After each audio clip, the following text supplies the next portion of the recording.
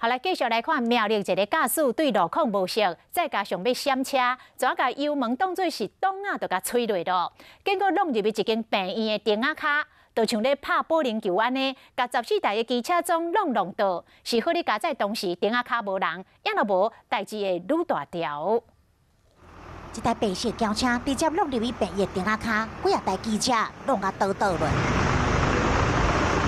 现场总共14台机车弄甲变轨，出动吊车，甲吊碎车辆刷开。有人受伤吗？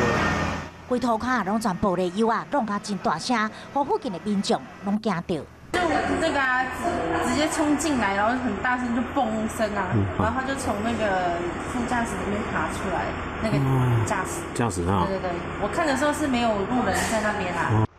发生的地点就伫苗栗协和病院前的顶仔卡，当时白色轿车技术为着要闪车，上过紧张，油门当作洞啊，全冲入去。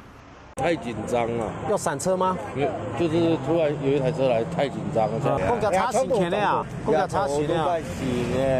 警方调查，肇事的驾驶带考到驾照，嘛才带买车，想袂到就发生这个代志。真好，加在当时顶仔卡无人，只有车损害。